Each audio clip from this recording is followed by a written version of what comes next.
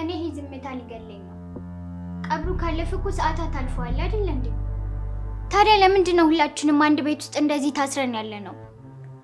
የተቀመጥነው ለእናታችን ክብር ስንል ሩታ፣ ገና ዛሬ አፈር የገባችን እናታችንን አክብረን መቀመጥ ካልቻልን ምን እናደርግ ነው? እኔ ማማን አላከበርኳትም አላልኩም ኤፍሬም። ጠበቃው አቶ አሸብር ለምን እስካሁን ድረስ አልመጣም? የእናታችሁን የመጨረሻ ቃል ሳሰሙ ሁላችሁም ከዚህ ጋር እንዳትወጡ ያለው እሱ አይደል እንዴ? ሩታ ይበቃሻል። አሸብር አሁን ይመጣል። እስከዛ ግን አርፈሽ ተቀመጭ። የዛሬ ቀን ለሁላችንም ከባድ ነው።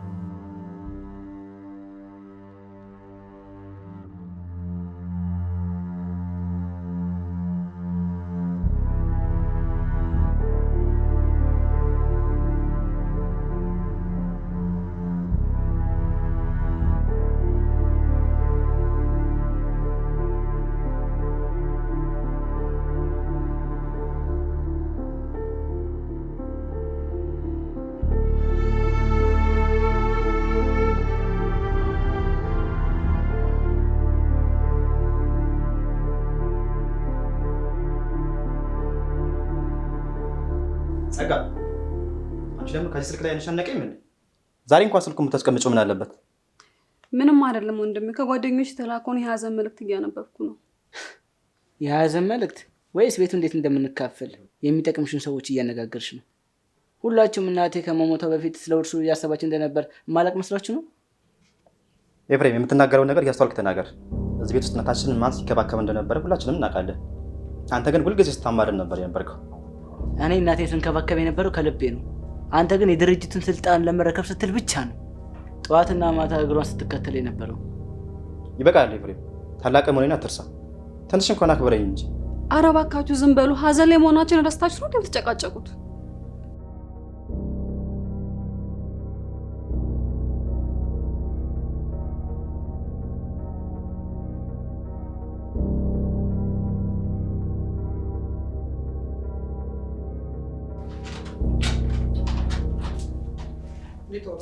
በስተመጨረሻ ማሰበር መጣ።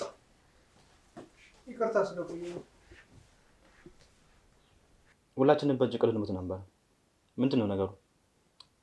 የእናታችሁን የመጨረሻ ትዕዛዝ በትክክል ለማስፈጸም አንዳንድ ነገሮች ማዘጋጀት ስለነበረብኝ የቆየሁት። ደህና፣ ዋናው መምጣት ነው። የታለ የኑዛዜ ወረቀቱ? እማማ ቤቶቹንና የባንክ አካውንቶቹን እንዴት ነው ያከፋፈለችው? እማማ የወረቀት ኑዛዜ አልተወችም ሩታ። ምን ወረቀት አልተወችም ማለት? ታዲያ እንዴት ነው የምንካፈለው? እናታችሁ ከመሞቷ ከ3 ቀን በፊት ብቻዬን አስጠርታ ድምጿ እንድቀዳት ነግራኝ ቀርቻት ነበር። ይሄንን ቅጂ በቀብሬ ዕለት ሁሉንም በተሰበሰቡበት እንዲሰሙ አድርግ ብላኝ በጥቁ ነግራኛለች። የምን ድምጽ ነው? እናቴ የደበቀችው ነገር አለ እንዴ? አሁን የምትሰሙት ነገር ህይወታችሁን ሊቀይር ይችላል። ስለዚህ በዝምታ አዳምጡት።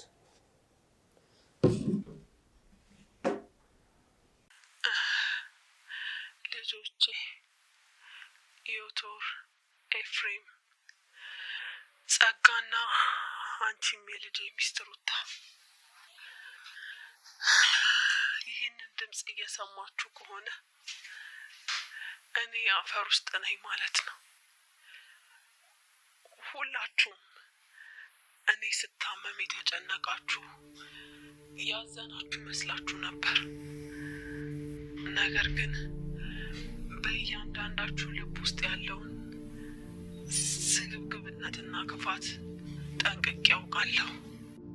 ወይኔ አምላኬ፣ ሞታ እንኳን አትሆንም እንዴ? ይህንን ቤት የሰራሁት በደሜና በላቤ ነው። እናንተ ግን እኔ እስከሞትና ሀብቴን እስክትሻሙ ድረስ ቀናት ተቆጥሮ እንደነበር አውቃለሁ።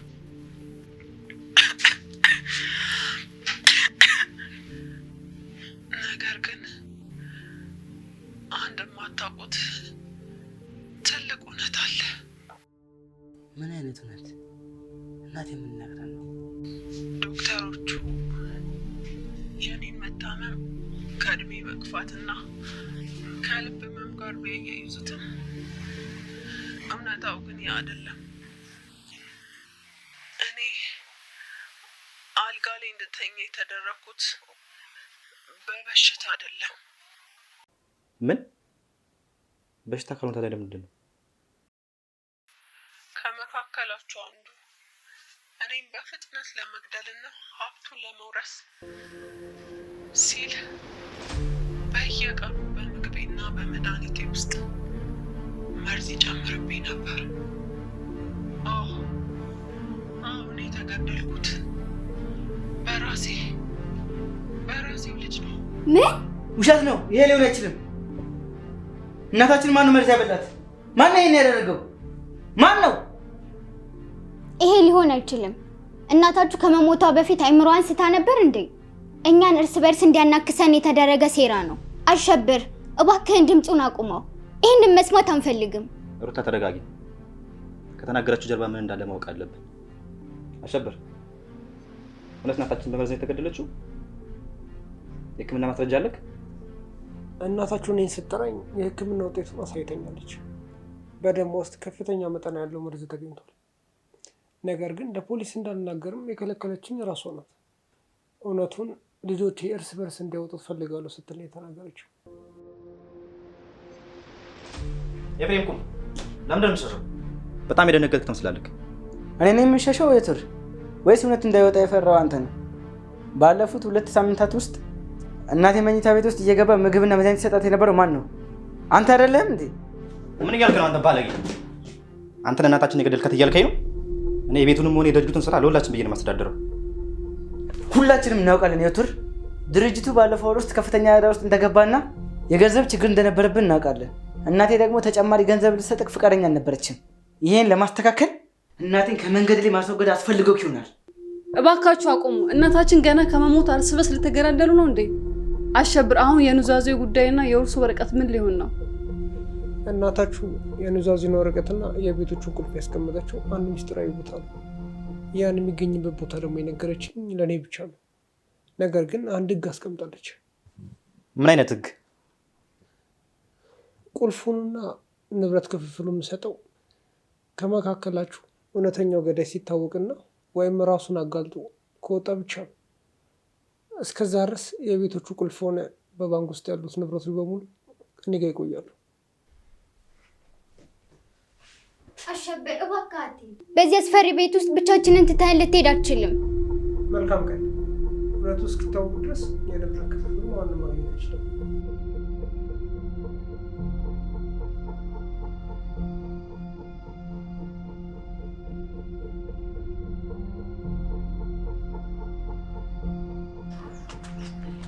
አሸብር እባክህ አንድ ጊዜ ስማኝ። አንተ የማማ የቅርብ ሰው ነበርክ። እሷ ከመሞቷ በፊት ምንም የነገረች ነገር የለም? ምን ማለት ሲኖሩት ምን እንደነገረችኝ ለማወቅ እየሞከርሽ ነው? ማለቴ ባሌ ዮቶር ምንም የሚያውቀው ነገር የለም። እሱ እናቱን በጣም ይወዳታል። ነገር ግን ኤፍሬም ባለፈው ሳምንት እቃዎቿን ሲበረብር አይቼዋለሁ። እባክህ የምታውቀው ነገር ካለ ንገረኝ። ዮቶር እዚህ ነገር ውስጥ እንዳይገባ እባክህ። ሩት እማማ ከመሞቷ በፊት ማንን ትጠረጠር እንደነበረ ታውቂያለሽ? በቤት ውስጥ ካሉ ሰዎች ሁሉ ይበልጥ ገንዘብ የሚፈልግ ሰው አለ ትለኝ ነበረ። አሁን ልሂድ፣ አንቺም ግቢ።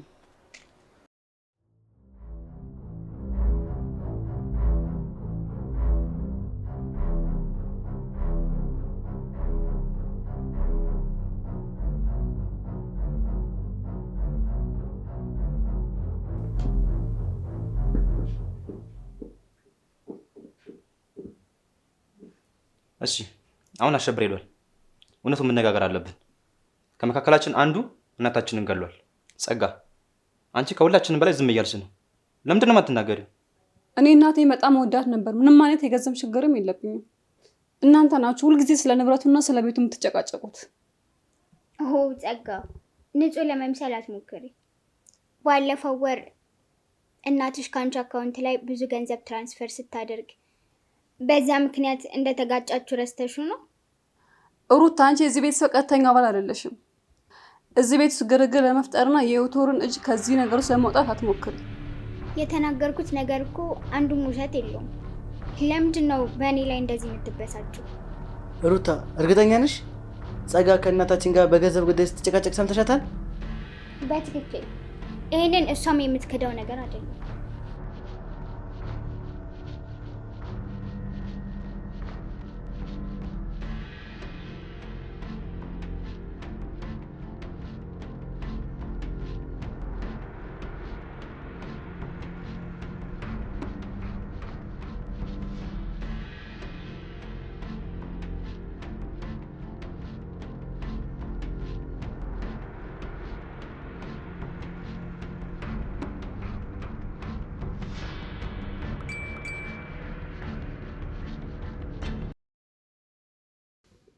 እናትሽን ማን እንደገደላት በትክክል አውቃለሁ። አሁን ሳሎን ውስጥ ካሉት መካከል አንዱ ነው። እውነቱ እንዲወጣ ከፈለግሽ ኑዛዜው ከመከፈቱ በፊት 500,000 ብር አዘጋጅ። ወይኔ አምላኬ! ማነው እንደዚህ እያደረገ ያለው? ማነው ይሄን ሊያውቅ የሚችለው?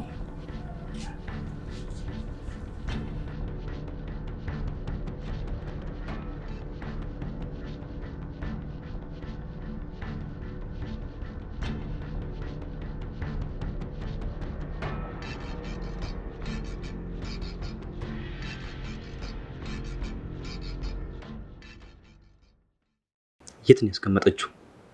መሆን የለበትም። ያንን ብልቀት ማግኘት አለብኝ። አንድ ሰው ካገኘው ነገሩ አለቀ በቃ።